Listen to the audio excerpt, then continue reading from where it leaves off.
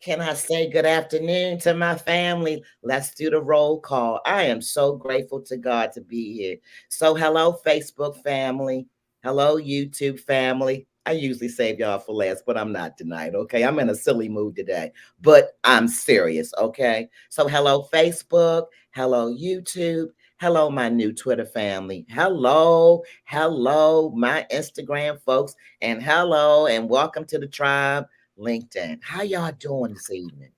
Thank you so much for the helming coming in tonight. Let me tell y'all, I'm so full. And if you can see, I am representing, yes, I got the new pair of shades on, hot and pink. I got the headband going on with the pink. Y'all know me. Why am I wearing pink today? And why is my queen to the right of me wearing pink? Well, for those of you who follow me, we're going to talk about some things tonight.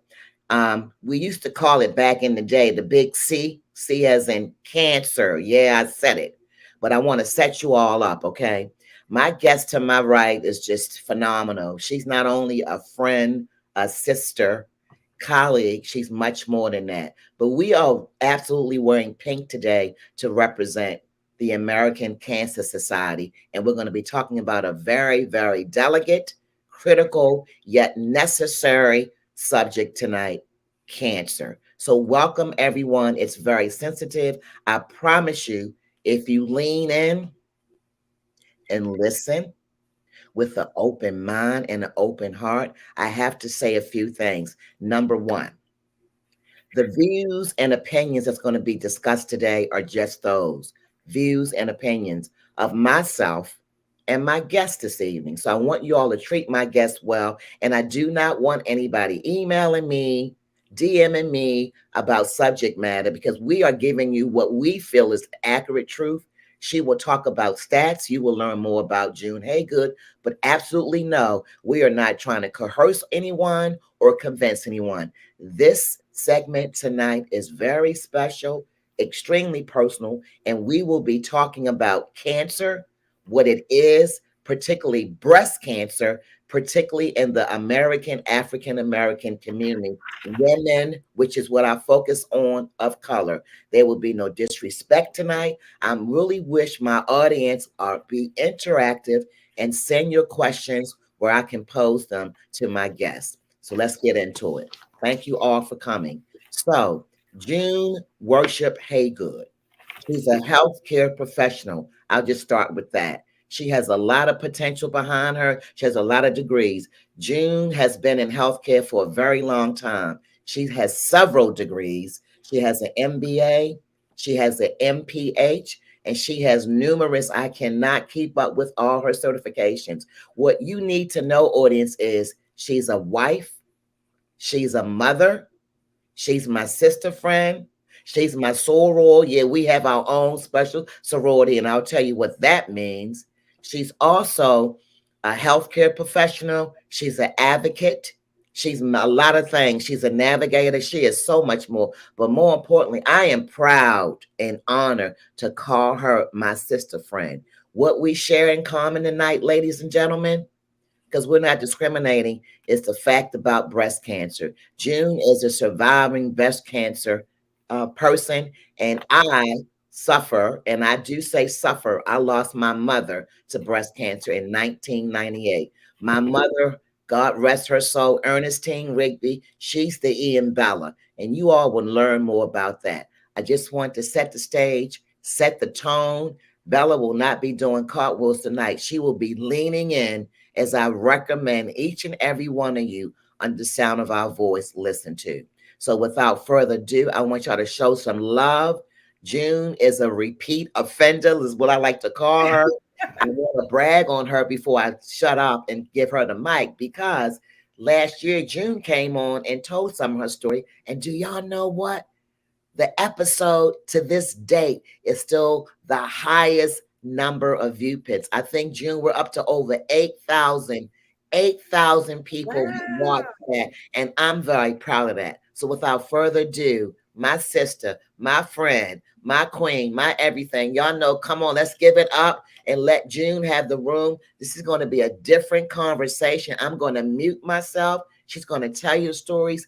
Please, I beg you, if you have questions, give them to me, I will ask them and give them to her. So without further ado, let me go ahead and mute my mic. Y'all, I do know how to be quiet. Put y'all hands together for my friend, my queen, the infamous, the one and only, June Worship Haygood. How you doing? Come on in the room, June Haygood. Hello, everyone. I'm so happy to be back, Bella. So happy to be back. I'm here to tell my story, and I hope that my testimony will help someone along the way. At 42 years of age, healthy, no medication, diagnosed by a mammogram, having breast cancer. I was diagnosed with the type of breast cancer was ductal carcinoma in situ, which in the medical community, it's abbreviated by DCIS and stage 0. I do have a family history on my mother's side. My grandfather has a history of cancer in his family, prostate and breast cancer.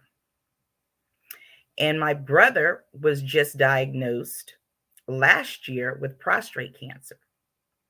And he is doing well because of early detection, just like me. And because of early detection, I did not have any treatment, no chemo or radiation.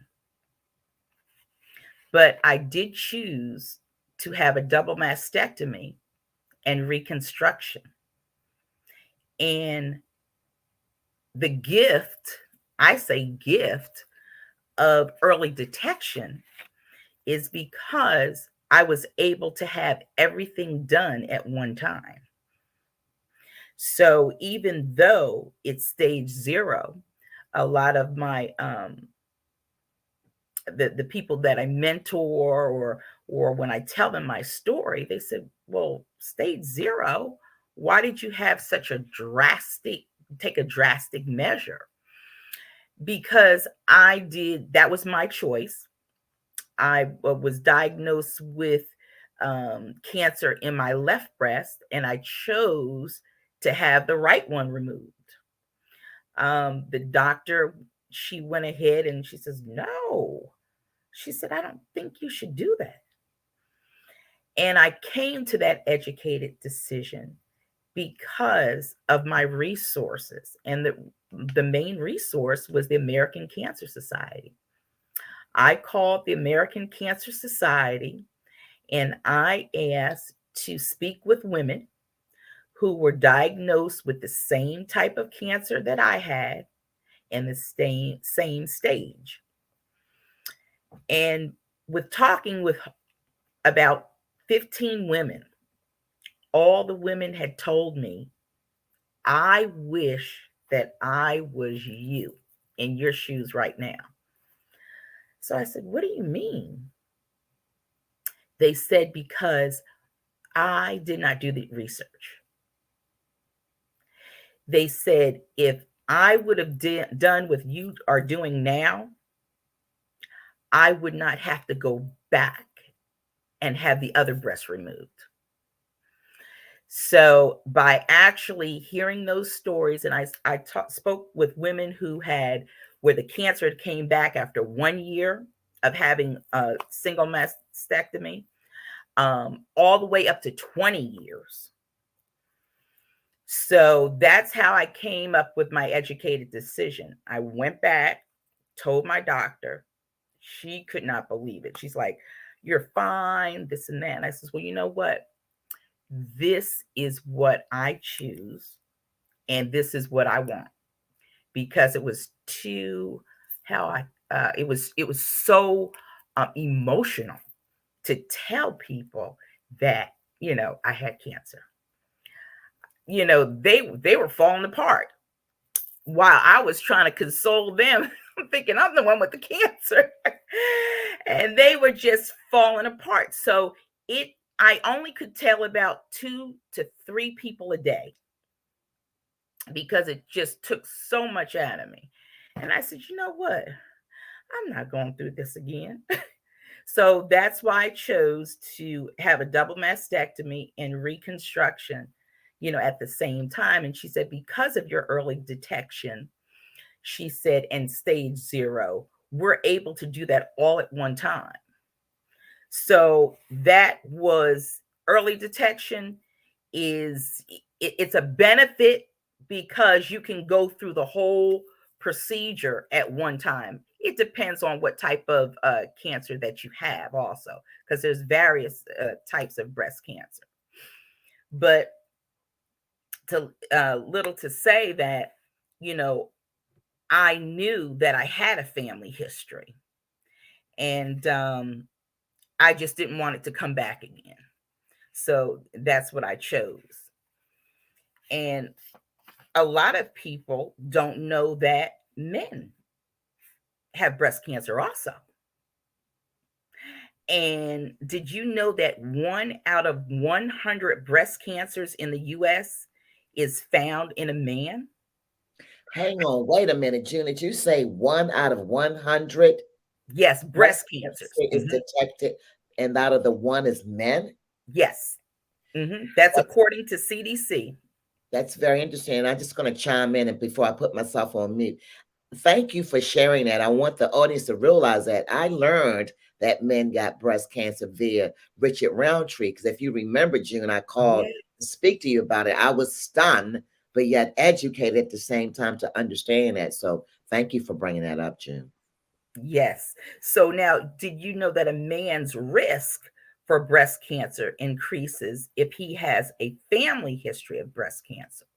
So let's say if his mother had breast cancer or his sister had breast cancer, he should be checked also because of the history, or he may even have the mutated gene, the BRCA gene that causes breast cancer. So, just because his sisters and his mother has it doesn't mean that he's clear of the woods, that he will not get it. So, women and men, if you have a history, make sure you perform your monthly breast exams, because breast cancer awareness for us is every month of the year.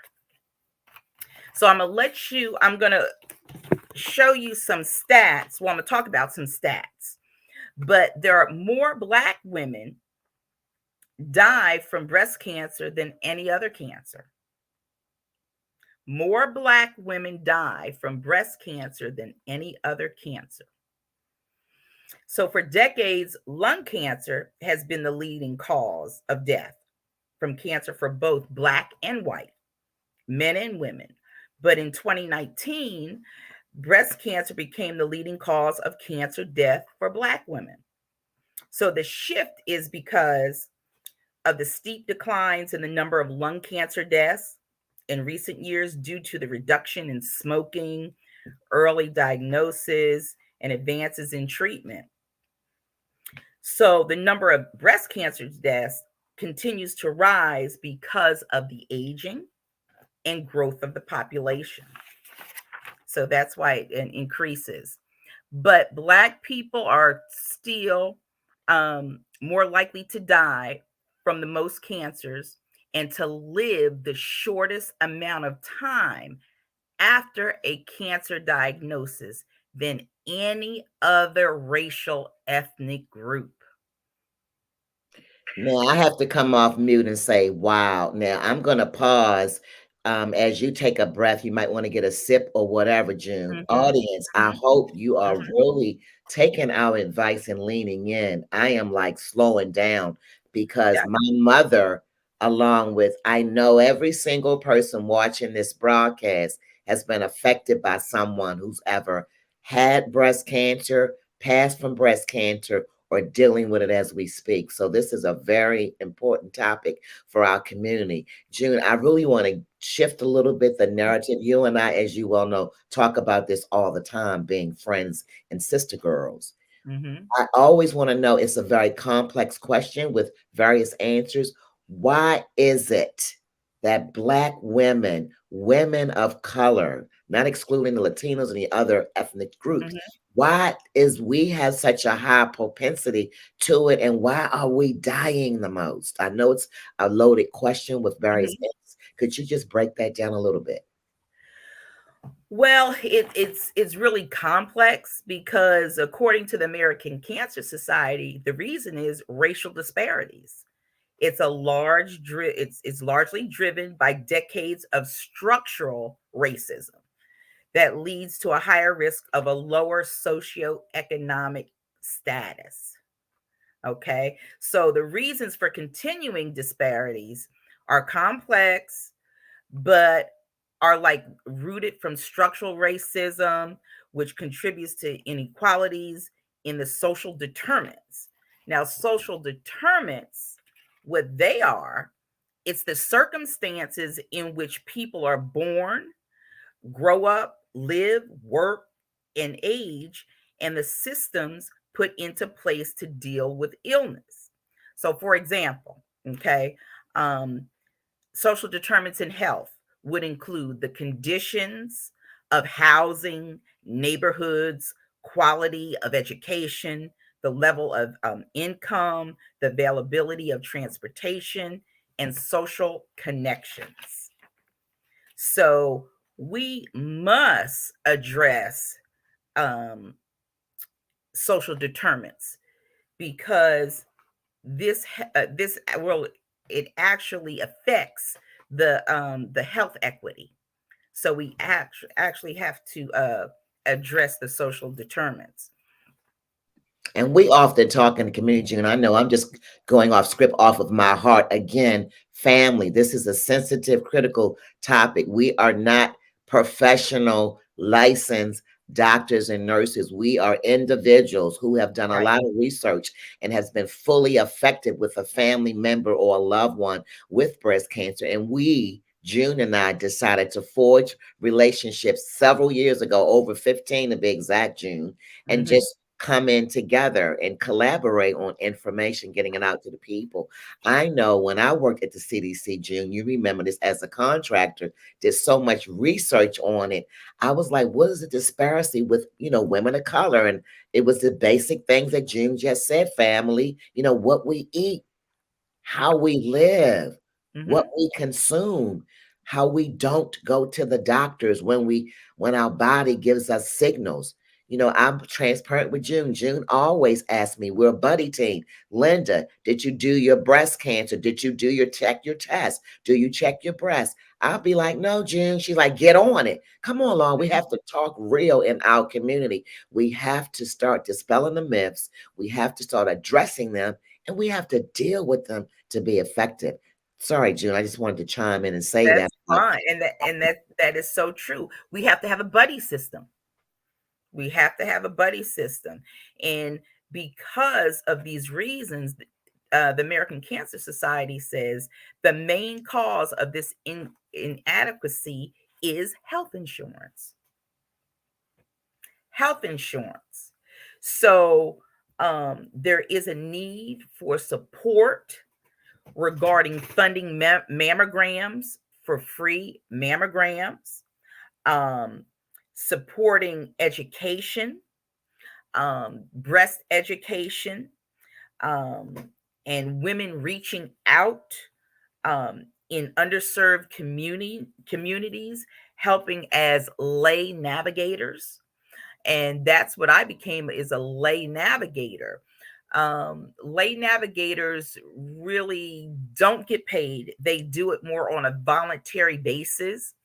We're not an RN because they do have patient navigators who get paid. And 9 times out of 10, they are RNs.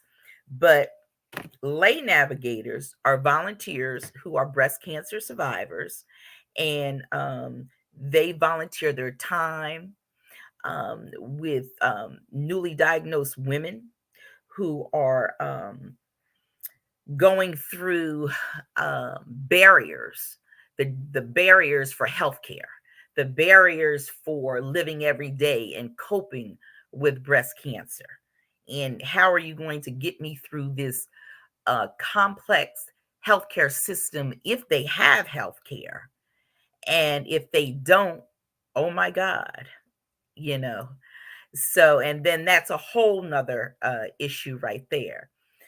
So, that's very important is the funding that we need for free mammograms in our communities, um, support education, and we need a lot of women to tell their stories. If you tell your stories, if you're a breast cancer survivor, you are actually helping someone. You may not know who you're helping, but you are helping someone, and you're also helping yourself. Yeah. Yeah. June, You I appreciate it because I want to say this. I'm just thinking about my own family, and we've come a long way. And what I mean by that is even saying it out of our lips to form it. Because I remember back in the day, y'all know I'm a baby boomer. Come on, let's not trip, y'all. It was like we literally did not in my household because several people in my household had cancer, from my mother to breast cancer to my uncles with stomach cancer to just on and on and on. The point I'm making is we never talked about it. And oh my God, I mean, come on, people, chime in with me. We never said the word, June. I grew up with she got the big C. right. That's exactly. And I used to say, what is the big C? We couldn't even form our lips. To me, in the 70s, I'm talking about my experience family in the 70s, right? We couldn't even That's form our lips. You dare not say the word cancer.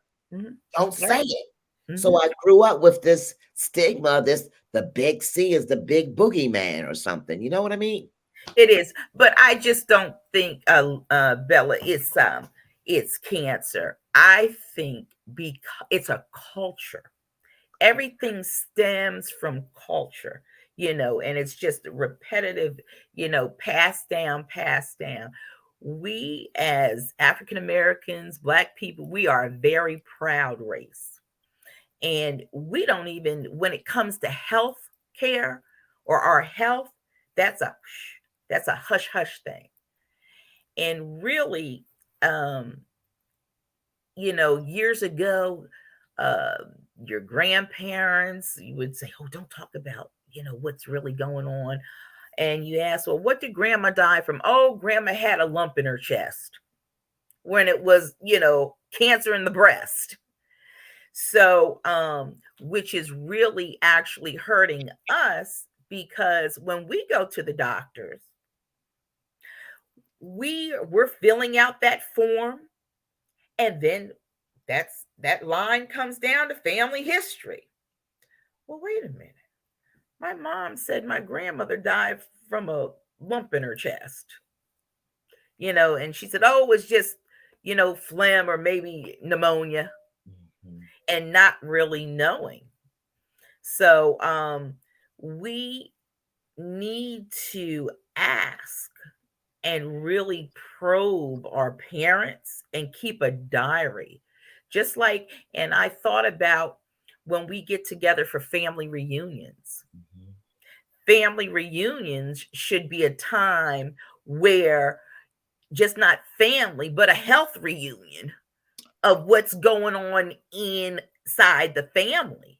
Because if we speak about it, we may be helping little Johnny that or little Susie that may be 10 or 9 because their grandmother and all their great aunts down to their aunts had breast cancer because they may have the gene.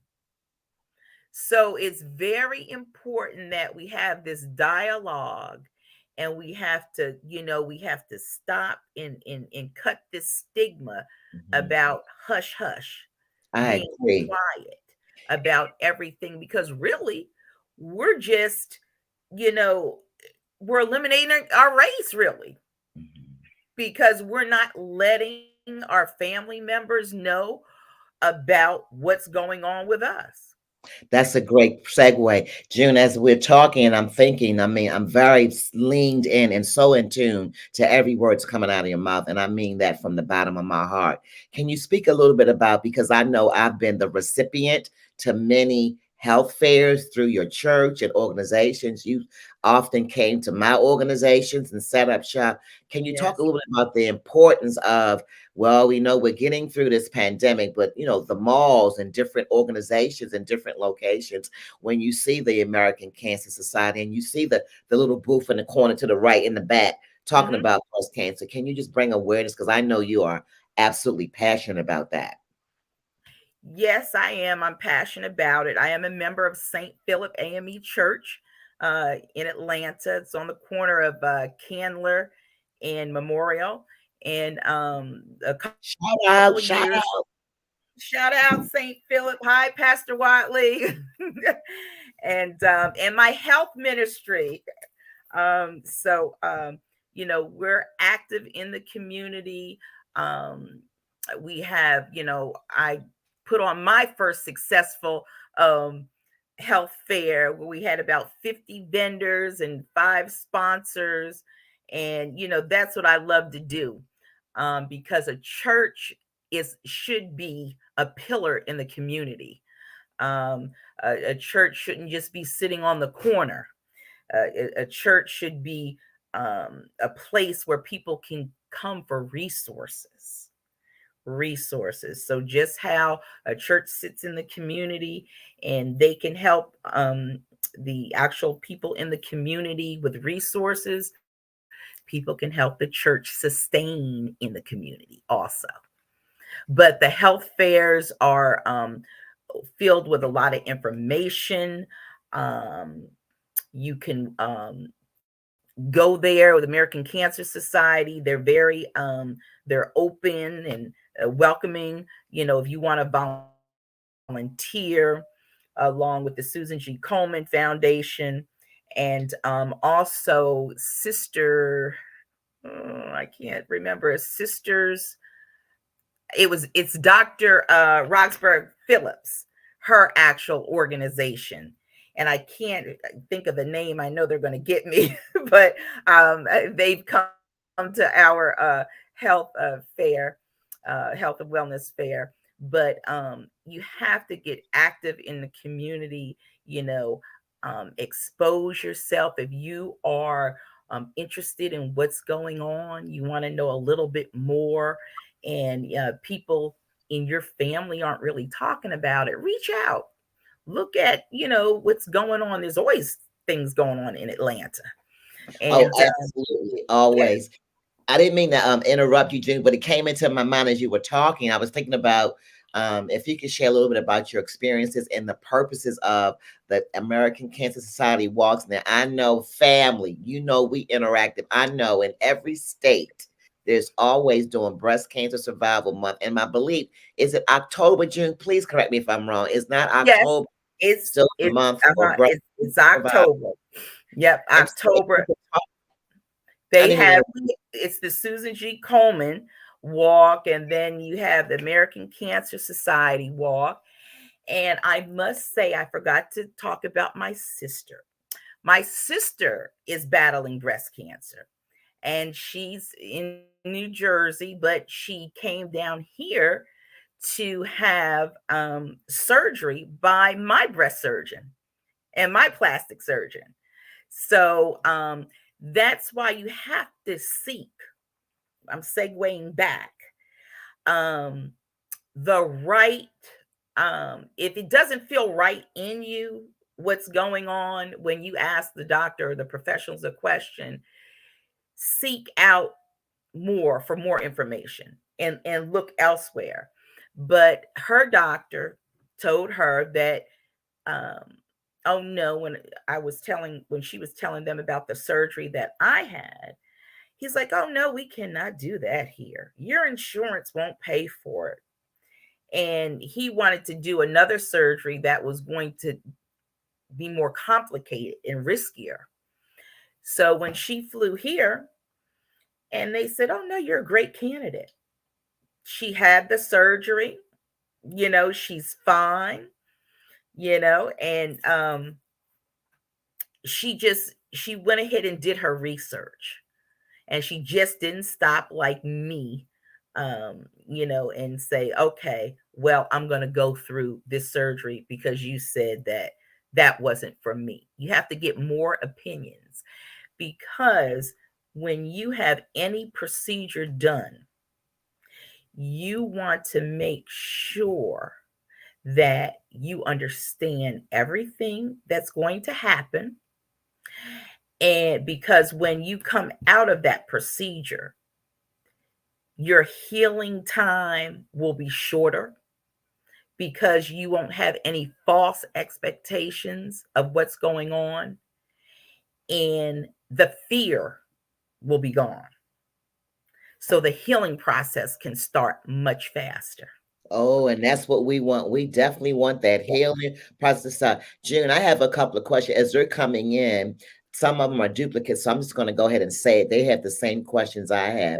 Um, you are our expert because I know that you're vetted, you're certified, and you don't come out your mouth and say anything that you have not researched, vetted, and that you also, inquire about. So, June, when we talk about cancer, and I know for me, I never asked this to you before, when they say stage one, two, three, or four, can you just, in layman terms, what do they mean when they talk about the stages? Because you hear different people, right? I'm at stage four, three, two, one. So we can be fully educated. What do they mean as a result to the breast cancer? And we're talking about this segment. What does that mean by these Well, stages? it's as regarding invasiveness. So, like my cancer was in the milk ducts that's in a woman's breast.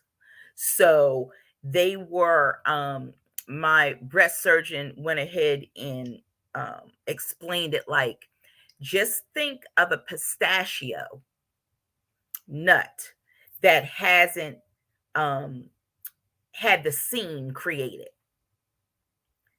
So therefore, all my cancer was contained in all my milk ducts. So when um, in that breast that had cancer, when they went ahead and took out the breast tissue in the inside, I had clear margins, meaning that it wasn't outside of the milk ducts, and it wasn't in my lymph nodes, because they also took some lymph nodes to test the lymph nodes. And then with the other stages of cancer, then it gets more invasive. So if it was, let's say, if it was outside of the milk ducts and it was so many margins outside of the milk ducts, and that's how they do it: one, two, three, and 4. Hmm. I appreciate that because I'm just going to use my family as example as these questions are coming in. They're the same questions, June. Pretty Okay. much when my mother was diagnosed in 1998, dear to Hmm. my heart, she was at stage four breast Okay. cancer. So when my mother announced to my father and I need to go to the hospital or the doctors, that's when it was detected. And I'll go more into that when we bring June back because I'm going to have a segment on some personal testimony, June. Of course, you don't know it yet, June, but I'm putting you on blast. I want you to lead that fireside chat. There's just so Okay. many women. We're going to have a healthy dialogue for those survivors. But my mother was diagnosed. I remember it like it was yesterday, June. It was in 1998. The doctor said, and I quote, "Your mother has stage four breast cancer. There's no more we can do. We're going to give her at best at least 6 months." That I will never live down to the rest of my days on this side. And I just heard that time and time again with so many people. So the higher the number, June, the more evasive it is. And it's pretty much, I don't want to Yes. say, I want to be sensitive It's to it's it's metastasized, so it has spread. And that's like my grandmother when she, you know how you go to Walgreens or CVS and you go to get your blood pressure checked? She sat down and had her blood pressure checked, and back in 1996, and the pharmacist said, "Oh, Doris, you got to go across the street to the hospital." So she said, "Why?" He said, "Your blood pressure is like 2 something over 190." And so my grandfather took her over to the hospital, and went over there, and the doctor came out and said, Mr. Dorsey, you're going to have to get all your family members here. Your wife has less than 6 months to live. And my grandmother had lung cancer. So, like I was reading breast cancer and with the lung cancer, but back then, you know, smoking, for all those years was normal. My mother told me a story that when she was in labor with me in the hospital, she was smoking on a cigarette because of her nerves. And And I I'm have like, you her, can't even fathom that. The hospital and smoking, you got oxygen tanks around. But, and my mother was an avid smoker too. I have to admit that she smoked a lot heavy for a long, long time. right, right. So, you can see how things have changed and, and just things, stories like your mom, my grandmother, they had to know. They had to know. Your body is when homeostasis, meaning that everything is correct in your body and you feel well, your body's running just like a oiled machine running fine. But you know when something's wrong with your body. But we get into that mode of work every day, the same routine, and especially as a Black woman, because we're strong. We're really the pillar of the family, and we take care of everybody else, and we leave ourselves last. And that's exactly what happened to my grandmother. My grandfather was he underwent a aorta aneurysm in September of 95. And when he had that done, they found that he had um, prostate cancer. Hmm. So he went ahead and had prostate treatment for like 12 weeks. It was something like that. And when they finished in March, the end of March, my grandmother said, well, I'm going to go ahead and get a checkup in uh, April, but that never happened. She ended up going into the hospital and she died on the 22nd of May. Mm. So she didn't even live 6 months because she had, the cancer just ravished, through her body. But because she was, taking care of my grandfather and all the adrenaline that he's fine, then she was able to relax. And I think that's when everything hit her.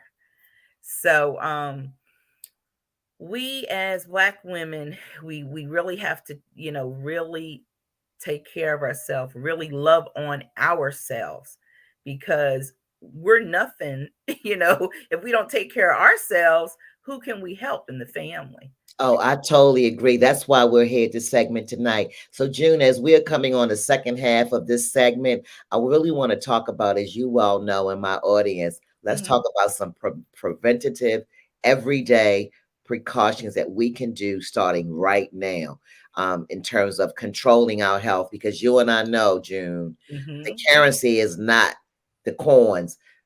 Our health is really our wealth, right? Right. So we can have Exactly. all these wonderful things going on, but if we're not feeling well, then it's going to be to our demise. So, June, talk about what I like for you to just share with the audience about self breast examinations, and more importantly, I wanted to ask you directly because I want to dispel some myths and Right. change some laws. I have a daughter that's a millennium. And because I know I have breast cancer in my family history, I encourage her to talk to her GYOB doctor, right? To get a mammogram. But as you and I know, the system, and I'm referring to the health system family, depending on your insurance, getting all technical, sometimes they don't even want to give a younger person, because I believe in my insurance company, I won't name them, Hmm. believe they told me you have to be at least 40 years of age before you can get a mammogram. But they also had a caveat to say, but if you have breast cancer in your family and you're under 40, let us know. I've never Exactly. been that route because, of course, I'm over Mhm. 40. But talk a little bit about some of the younger people, particularly my millennium daughter, or just younger people under 40. Who determines the age? Is that really special? Can you get around that? I'm very sensitive to this subject. Well, I never take no for an answer. So I get around everything.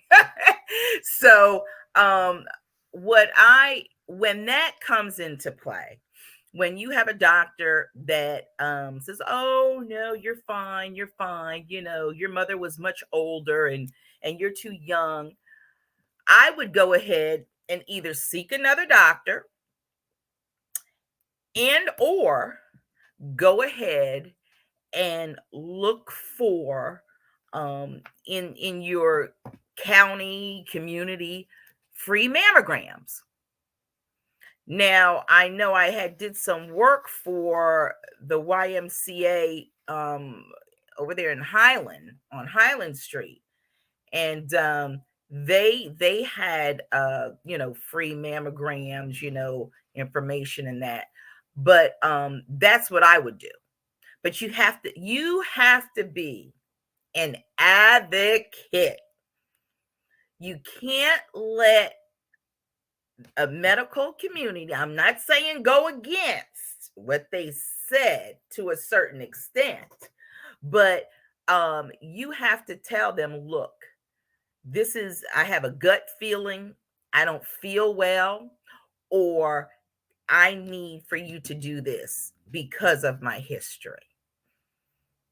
So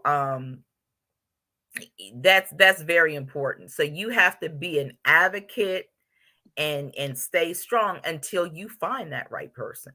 Don't give up. Right. So, June, talk a little bit about, we've got about 10 more minutes and we've Mhm. got good timing. And some of the questions, again, are still replicate. People are asking about what kind of support group resources that are available. And we're going to talk specifically right now, audience and family, to those who've been diagnosed with breast cancer, who is a woman of color. We're just being specific for this minute. What Mhm. tools and resources, since you've been there and done that, and I thank you for your openness and honesty, June, to help our family. What are some of the things that you can recommend them since you've been through that journey, June? Okay. It was very hard for me because I was in the healthcare field. So, my husband was wonderful. And I'm like, when I just thought about it, I came home. I said, I can't believe it. I said, I have breast cancer. So he's like, what? And he said, I said, I don't know why me. And then he sat back. He says, you know what? Why not you? He said, because you're going to get through this and you're going to be an advocate to help other people. That was the first thing that came out of his mouth. And I was like, what? And I said, how can, I have breast cancer? I said, God, I have two daughters. And at the time, I had a daughter 7 and I had a daughter 19, and she was in college. So you know what I did, I said, okay, I'm gonna have to get more advice than just my doctor. I went ahead and called the American Cancer Society, like I told you, and they directed me a wealth of knowledge and resources. And they were the ones that told me, well, you know what, we can match you up. What type of cancer do you have? What stage do you have?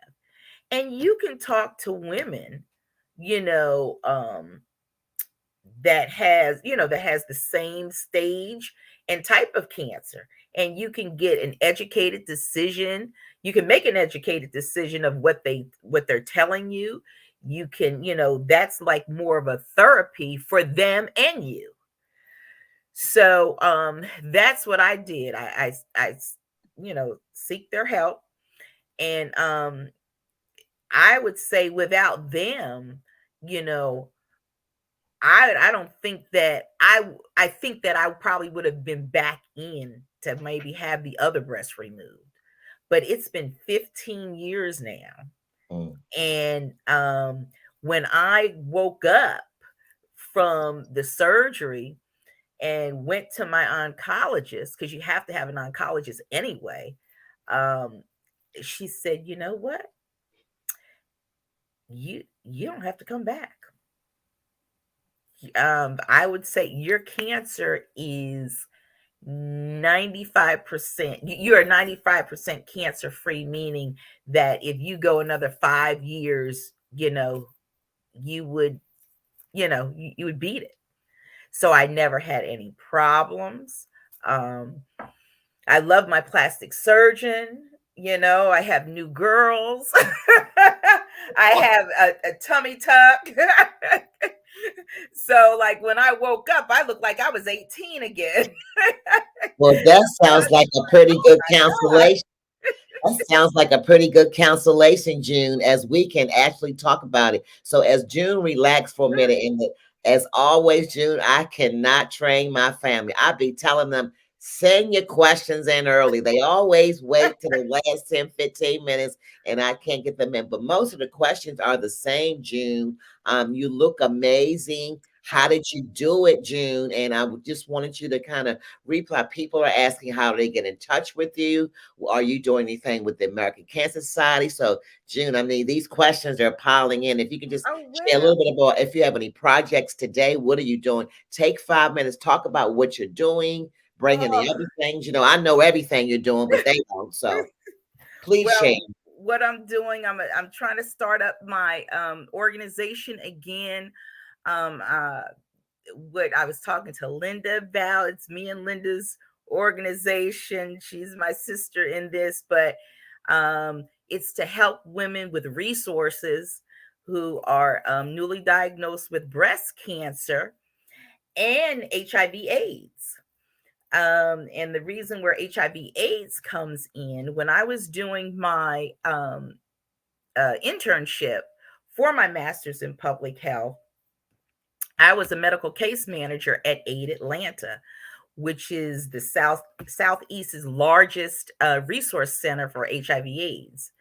And my preceptor, Sandra Enos Smith, and she helped me along the way, and I came up with this organization, and I said, you know what? These are, if you really think about it, for Black women, these are the two diseases that are really taking us out of here: breast cancer and HIV/AIDS. Because some of our partners, our husbands, are incarcerated. And I worked in a facility here in Georgia, and went ahead and worked at a correctional facility. And by interviewing the men and getting them ready with their discharge plans, a lot of times they said, we have to live a different life in here. So when we get out, of course, they're not going to tell, what has going on in there, because they're in there to survive. And that's why some of our numbers are going up also. So with that said, I'm trying to get that together. I'm in the process of working health fairs, but you can, get in touch with me through my email, which is my last name, Haygood dot June, June, at yahoo.com. And you can contact me if you need me to come and speak for you, or help you with your health fair. Just let me know, because I love doing that. I'm all community service. So yes, she is. So I'm gonna take the mic back as she yield the mic back to me. Listen, y'all, she's being very modest, and I got to come in there and throw it on thick. This woman I cannot convey to you. I have been to numerous health fairs at her church, at other locations. And as I said before, I think for 2 years straight, she came in and sold her seed, sold her time to the Women of Distinction. And we do thank you publicly for Oh, that, June. We appreciate you. You know what I like about June, too? She keeps it in the family because she has two beautiful daughters, which, yeah, I'm bragging. They're my God babies. I'm going to get in the mix, but she brings them. They actively come with her and work the table. And I think that's a beautiful thing. So, listen, family, we've done 45 minutes of straight talking. I'm talking about shooting the fat, talking about the word cancer, talking about my topic. What is ductal carcinoma? And I think June's doing a great job in talking about it. Come on, y'all. It's 2022. We mhm, first have to talk about it, address these concerns, and deal with them. Come on, family. I don't want to see my queens being lost when they don't have to be. My passion comes from the drive of my mother. My mother didn't have a chance. In 1998, I have to be transparent, June. She was the one that never went to the doctors. My mother never liked to go to the doctors. She used to really make fun of me in a very humble and loving way. You're always going to the doctor. And I would say, Ma, yep, because I pay good money in my insurance on my 9 to right. 5 jobs that entitle me to go. The least sniffle, the little cough, I am there. Yep, I'm letting you all know. I don't let anything go undetected. Now we can go into la la land. Come on, I'm talking real people. We got about another 10 minutes left, and I want some interactive going on here. So Bella's about to turn it up, June. Yeah, I said it. I'm turning it up because you know what? Come on, people, wake up, smell the roses, order coffee, and check yourself because we don't want you to wreck yourself. This is real. This is real. It And is. we It do not is. have enough healthy dialogues, June. I am very busy. That's And true. you know I Right. am, June. I'm Now, so you know what's so funny? They have what? Vagina dialogues. You know what I'm saying? So, you really have to, and I did a talk at, I think Clark Atlanta, it was Clark Atlanta.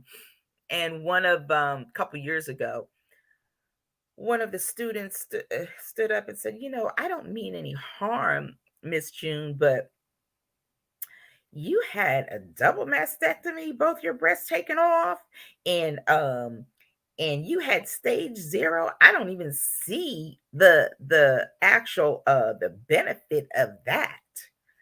So I said, but the benefit, and a lot of people don't know until they have to educate themselves, that the benefit was I was able to wake up with a chest when I had, my surgery. And it wasn't, it was the type of breast cancer that was very treatable, that I could go ahead and have that done, plus a stage 0. So we as Black women, our bodies is our vanity, honey. So we don't want to, oh no, you can't touch this, you can't touch that. But if it's broken, it can't even be touched.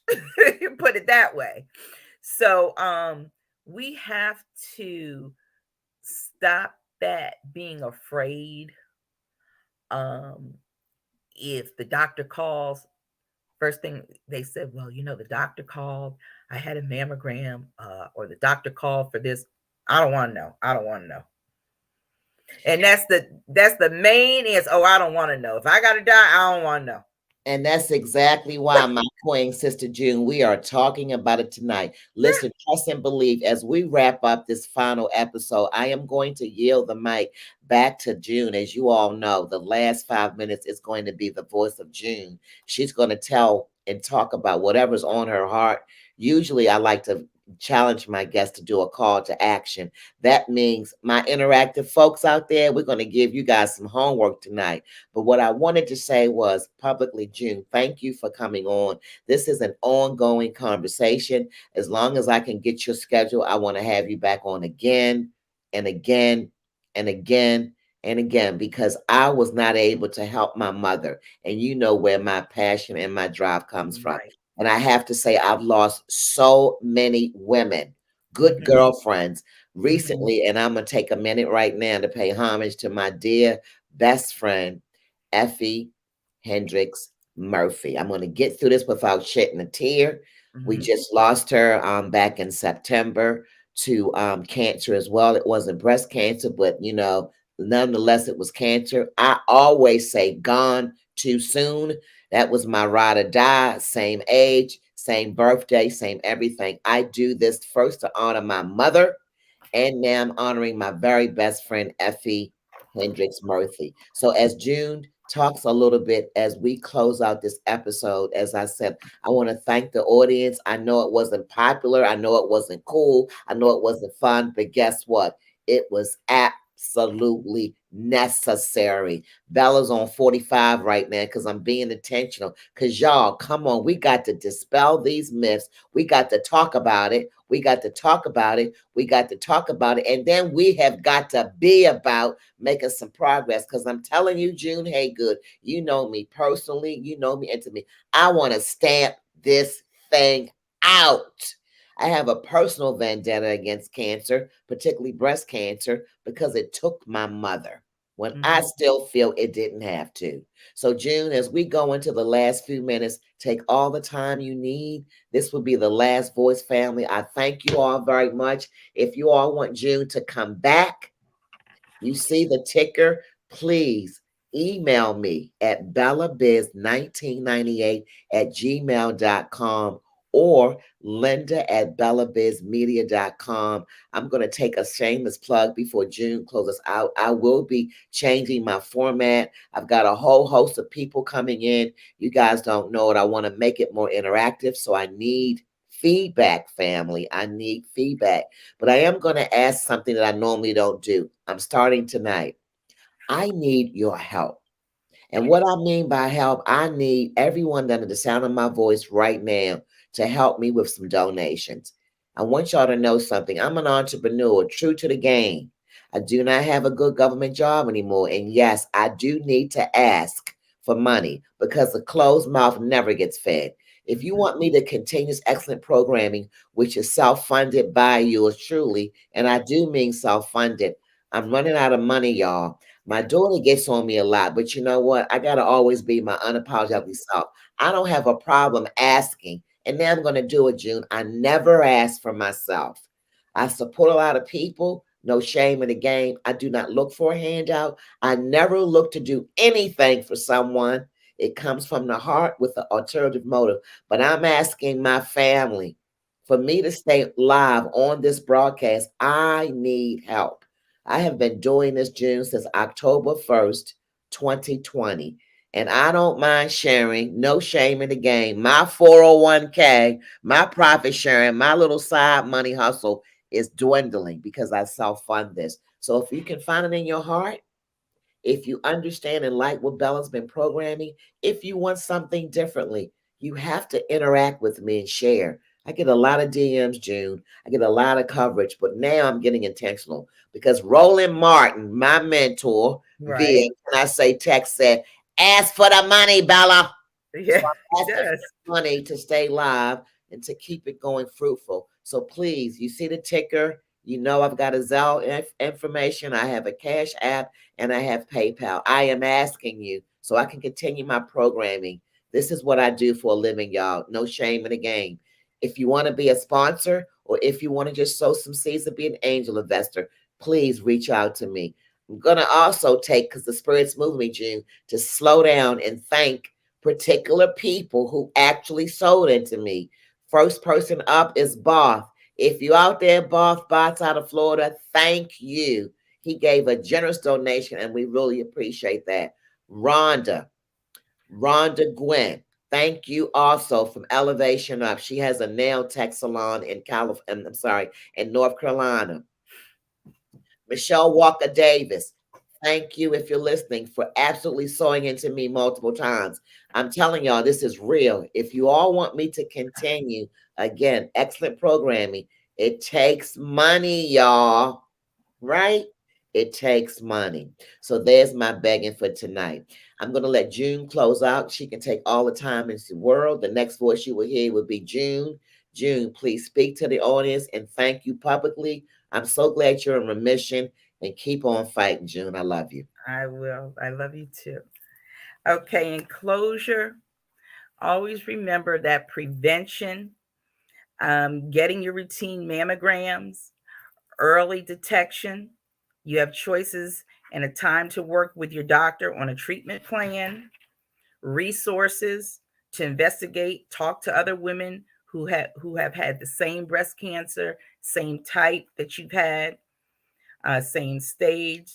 So you're getting a view of the patient also, along with the doctor's information. And women and men, know your history, your medical history, so you can take down the information for your doctor. Do not withhold information. You can be hurting yourself and generations to come. So, with that, behind every survivor's face, there is a unique story to tell. This is my journey, and I am thriving in it. June, thank you so much. I want you all to see this. I am showing you June is being 1000% transparent. If you look at her, she's going to allow me to do this. You see the pain, but you got to see the game. Let me tell you something, y'all. It is not easy to come out in public and bear a piece of your soul, but for the greater good, this is why I love my sister. Watch her, look at her. She ain't playing no games up in here. This girl is my menace. This girl, this woman, this queen calls me and check on me. Bella, are you making sure I you do. take I care? do. I depend on June to give me advice, good advice on multivitamins. What are you doing? Are you taking your I do. CMO? Are you taking your Ferret? Wait a minute. Come on, Bella. This is what I'm talking about. So as I close out, thank you, Karen Harvey. Karen Harvey is my soror, my friend, my queen. She asked me, can I share my payment links? Thank you, Karen, Aw. because Karen knows, as you know, June, I suffer from asking people for help. So That's here right. we You go. do. If you want to sew into Bella, if you want to do Zelle, you can just use my phone number, 678 670 4598. It's on the ticker down the bottom. If you want to send me Cash App, you can do $ Bella, Bela Biz, Biz. If you want to do PayPal, you can use the Bella Biz 1998 at gmail.com. Please select the family and friends so you don't incur a fee. Listen, this is real. I want to thank my sister publicly. I know we went off a few minutes, but hey, ain't no Yes. shame in the game. And I take great pleasure to say, hey, June, this is my podcast. I can do what I want, but That's right. I ain't gonna be able to do what I want, June, if I don't come on air, okay? Yeah. So without further ado, June, thank you so much. If you Thank all you, want my June sister. back, I love you, June. I know Love that you was a too. piece of your heart. I cannot believe I got through it, June, without one tear because you know how special this is to me. Karen Yes. Harvey, I'm going to do a shout out because Karen Harvey lost a very special friend of ours, a sorority sister, back in the day. And Karen has been gracious enough to talk to me and love on me. It's hard, y'all, particularly with the survivors behind. So, June, I want to thank you. I hope someone got something out of this. I hope so too. I hope June, so too. I'm telling you, it means a lot to me to bring you back on. I'm going to bring your tribe back the next time. Won't you come back and help us, June? I sure will. I'll Thank be you here. so much. Well, until next week, I will let you all know. Keep watching and following Bella Biz. Next Monday on the 20th, I will be having yours truly, Vice Chair Natalie Hall, along with her crew, to talk about the things that's going on in Fulton County. But for now, I want to say so long and thank you so much. And I'm dedicating this segment to my mother, Ernestine Rigby, who passed away of breast cancer in 1998. Keep looking up, man. We love That's you. right. Until we meet again, goodbye, everybody, and subscribe to our YouTube channel. Oh yeah.